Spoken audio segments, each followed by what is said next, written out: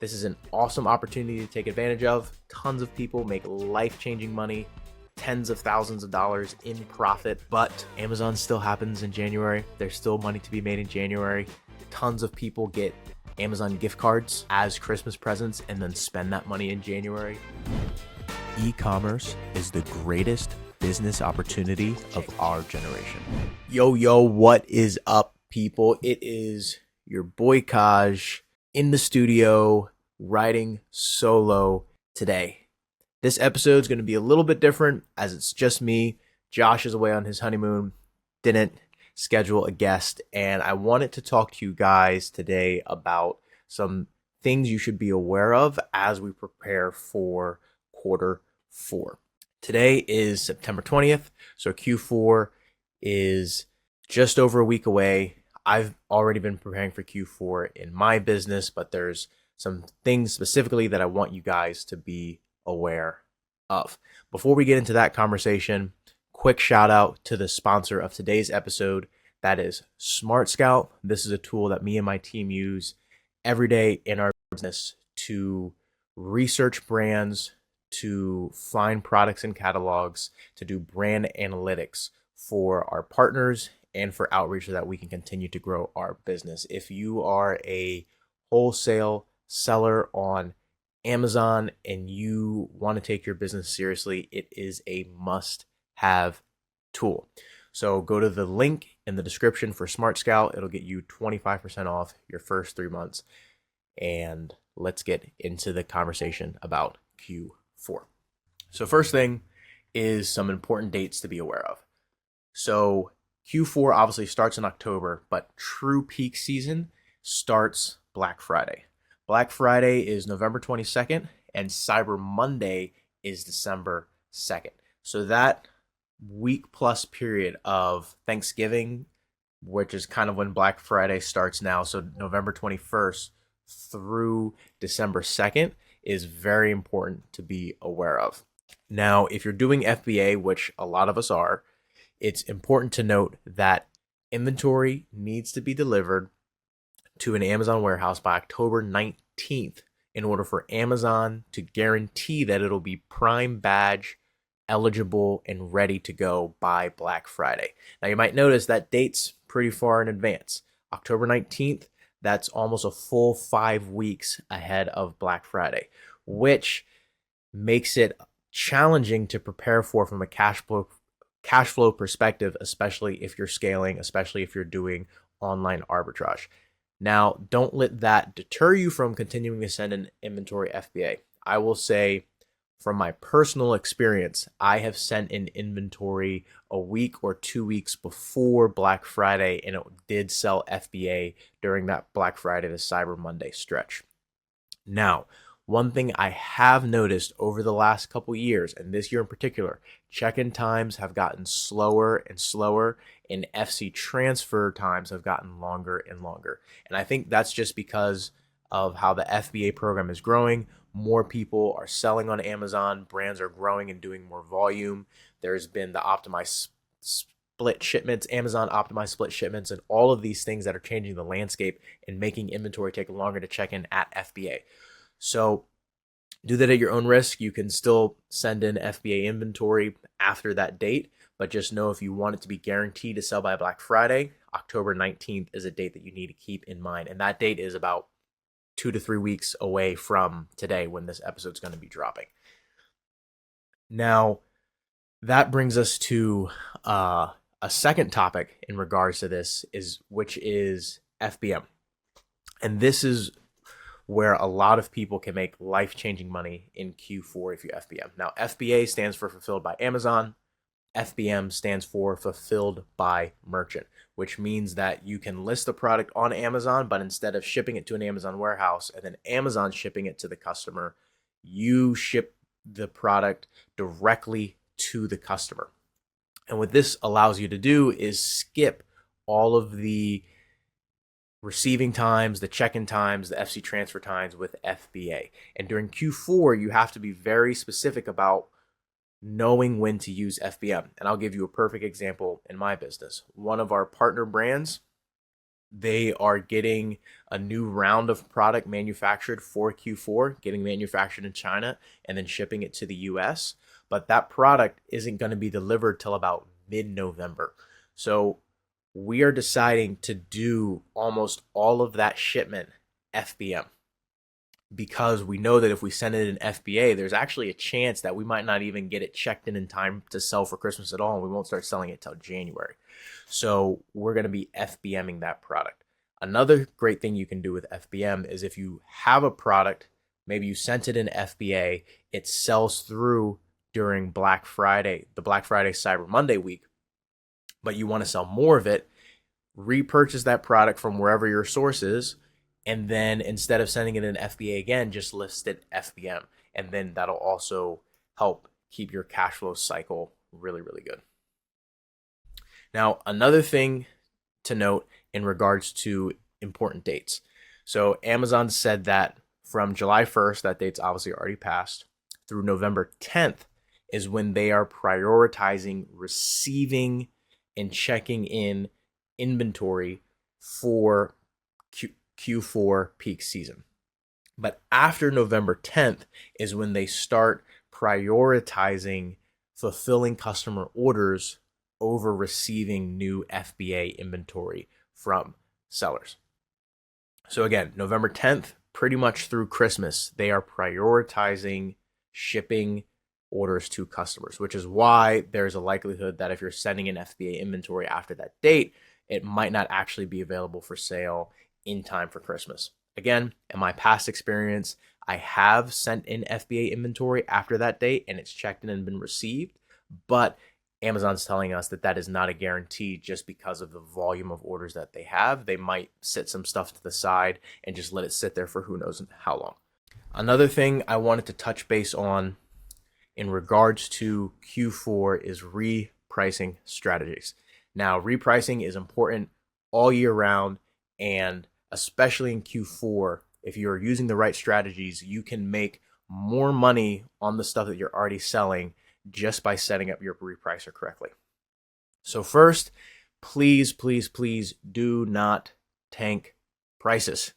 You lose money, everybody else lose money.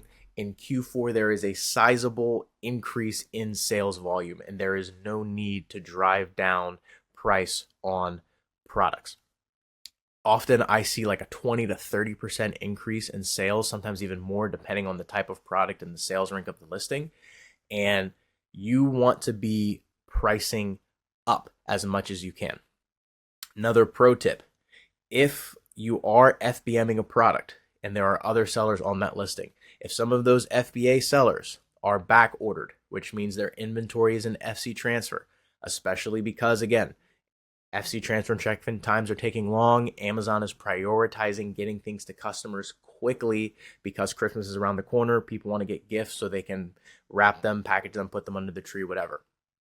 Amazon will actually start to prioritize people who have FBM listings with short handling time, 0-day handling time, 1-day handling time, and give those people the buy box, even if they're priced higher than FBA listings, than FBA offers that are back ordered.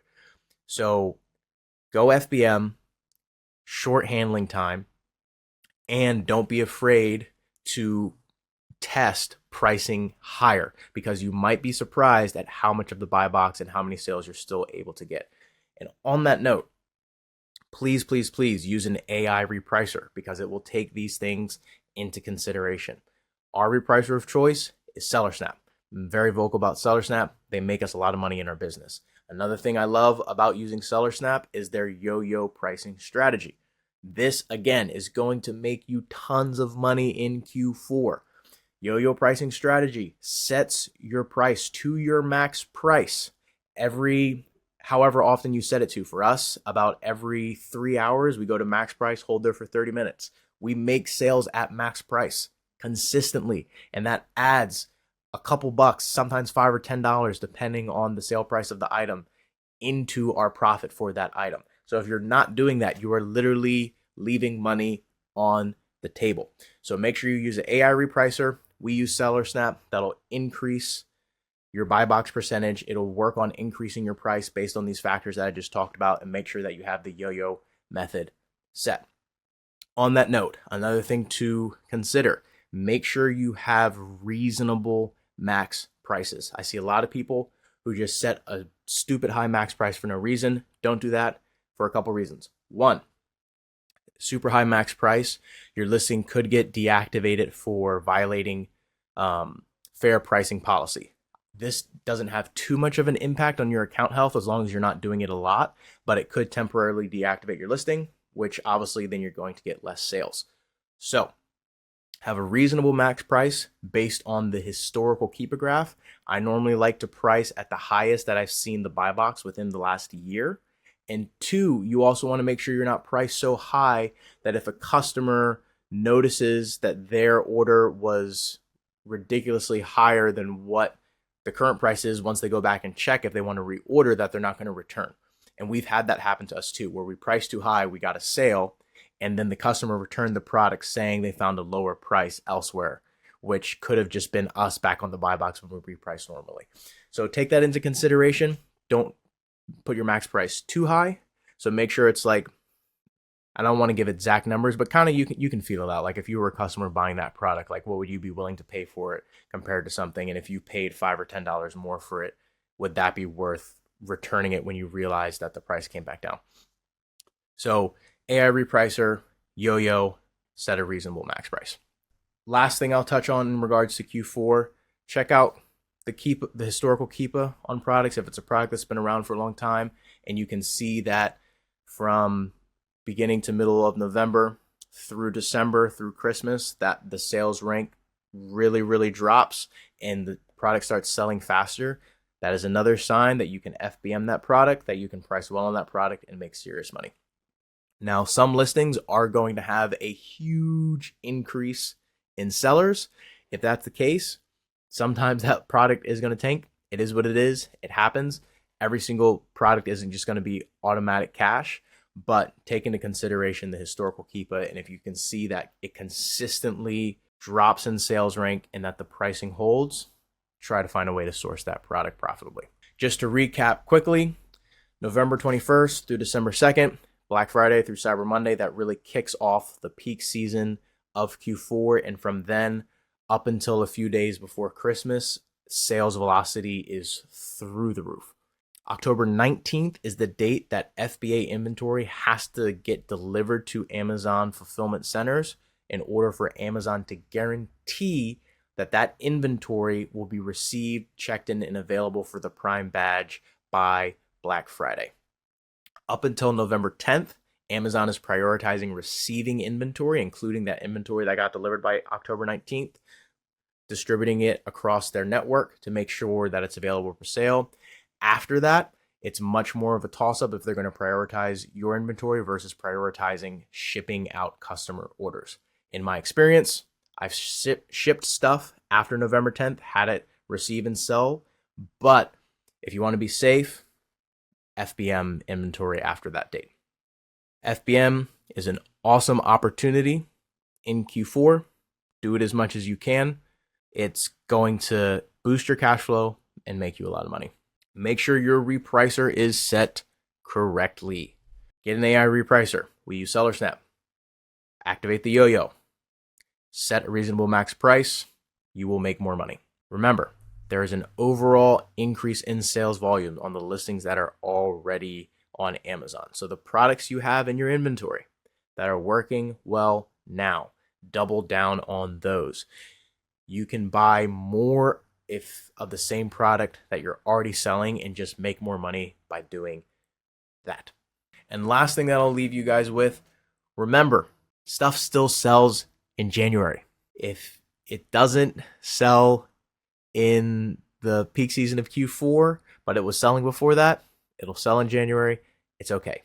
This is an awesome opportunity to take advantage of. Tons of people make life-changing money, tens of thousands of dollars in profit, but Amazon still happens in January. There's still money to be made in January. Tons of people get Amazon gift cards as Christmas presents and then spend that money in January.